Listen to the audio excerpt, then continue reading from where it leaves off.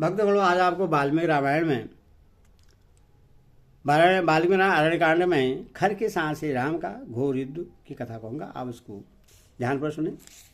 कथा सुनिए। त्रिशरा सहित दूषण को रणभूमि में मारा गया देख श्री राम के पराक्रम पर दृष्टिपात करके खर को भी बड़ा भय हुआ। एकमात्र श्री राम ने महान बलशाली और ऐसा राक्षस सेना का वध कर डाला, दूषण और त्रिशरा को भी मार गिराया तथा मेरी सेना के अधिकांश 14,000 प्रमुख वीरों को काल के गाल में भेज दिया। यह सब देख और सोचकर राक्षस खर उदास हो गया। उसने श्री राम पर उसी तरह आक्रमण किया जैसे नमुची ने इंद्र पर किया था। खर ने एक परबल धनुष को खींचकर श्री राम के प्रति बहुत से नाराज चलाए जो रक्त पीने वाले थे।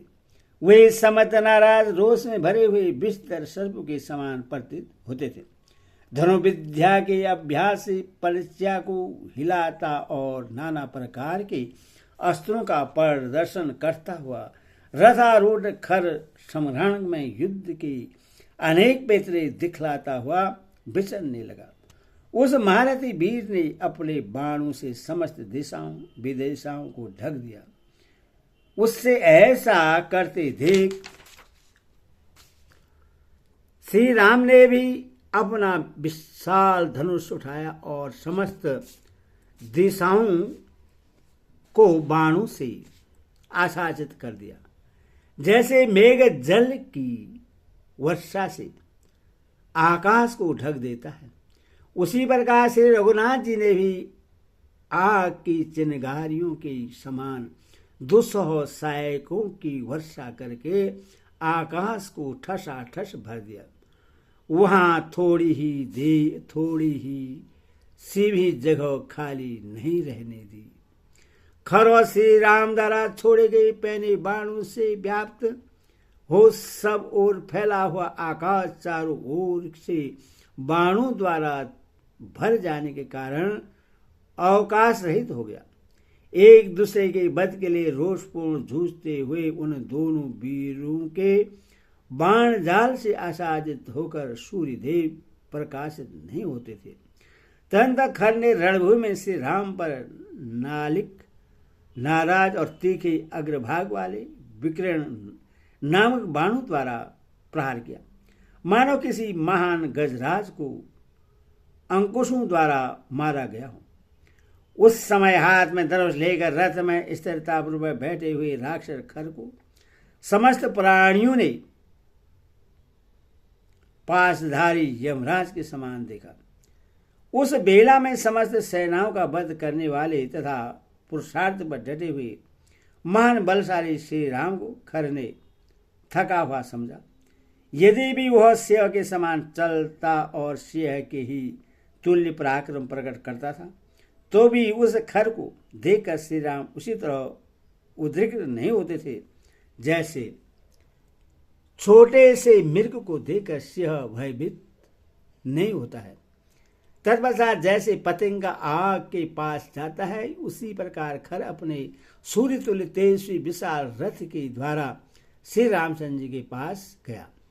वहां जाकर उस राक्षस खर ने अपने हाथ की फुर्ती दिखलाती हुई महात्मा श्री राम के बाण से धनुष को मुट्ठी पकड़ने की जगह से काट डाला। फिर इंद्र के वज्र की भांति प्रकाशित होने वाले दूसरे 7 बाण लेकर रणभूमि में कुपित हुए खर ने उनके द्वारा श्री राम के मर्म स्थल में चोट पहुंचाई।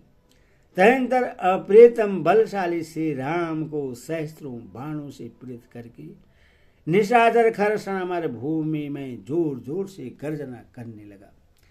खर के छोड़े हुए उत्तम गांठ वाले बाणों द्वारा कटकर श्री राम का सूर्य तुल्य तेजस्वी कवच पृथ्वी पर गिर पड़ा।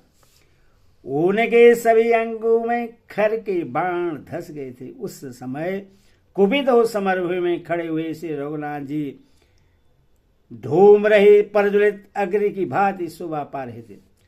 तब शत्रु का नाश करने वाले भगवान श्री राम ने अपने विपक्षी का विनाश करने के लिए एक दूसरे विशाल धनुष पर, जिसकी ध्वनि बहुत ही गंभीर थी, पर्चा चढ़ाई। महर्षि अगस्त्य ने जो महान और उत्तम भीष्मी धनुष प्रदान किया था उसी को लेकर उन्होंने खर पर धावा किया। उस समय अत्यंत क्रोध में भरकर श्री राम ने सोने की पांख और झुकी हुई गांठ वाले बाणों द्वारा संग्राम में खर की ध्वजा काट डाली। वह दर्शनीय सुवर्णमयी ध्वजा अनेक टुकड़ों में कटकर धरती पर गिर पड़ा।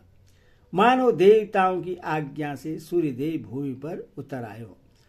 क्रोध में भरे हुए खर को मर्म स्थानों का ज्ञान था।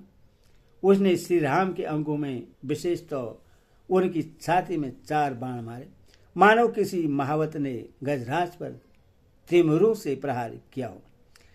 खर के धनुष से छूटे हुए बहुसंख्यक बाणों से घायल होकर श्री राम का सारा शरीर लोहलोहान हो गया। इससे उनको बड़ा रोष हुआ। धनुधरों में श्रेष्ठ महाधनुधर श्री राम ने युद्ध स्थल में पूर्वाहार से धनुष को हाथ में लेकर लक्ष्य निश्चित करके खर को 6 बाण मारे। उन्होंने 1 बाण उसके मस्तक में, 2 से उसकी भुजाओं में और 3 अर्धचंद्राकार बाणों से उसकी छाती में गहरी चोट पहुंचाई। तत्पश्चात महादेव श्री रामचंद्र जी ने कुपित होकर उस राक्षस को शान पर तेज किए हुए और सूर्य के समान चमकने वाले 13 बाण मारे। 1 बाण से तो उसके रथ का जुआ काट दिया, 4 बाणों से चारों चित्त कवरे घोड़े मार डाले और 6ठे बाण से युद्ध स्थल में खर के सारथी का मस्तक काट गिराया। तत्पश्चात 3 बाणों से त्रिवेणु जुए के आधार दंड और 2 से रथ की धुरे को खंडित करके महान शक्तिशाली बलवान श्री राम ने 12वें बाण से खर के बाण सहित धनुष के 2 टुकड़े कर दिए। इसके बाद इंद्र के समान तेजस्वी श्री रामचंद्र ने हंसते हंसते वक्र तुल्य 13वें बाण के द्वारा संग्राम में खर को घायल कर दिया। धनुष के खंडित होने, रथ के टूटने, घोड़े के मारे जाने और सारथी के भी नष्ट हो जाने पर खर उस समय हाथ में गदा ले रथ से कूदकर धरती पर खड़ा हो गया। उस अवसर पर विमान पर बैठे हुए देवता और महर्षि हर्ष से उल्फलित हो परस्पर मिलकर हाथ जोड़ महारथी श्री राम के उस कर्म की भूरी भूरी प्रशंसा करने लगे। इस प्रकार 12वें पे अष्टाध्यायी आदि काव्य आहिर कांड 28 पूरा हुआ। हरि ओम तत्सद। हरि ओम।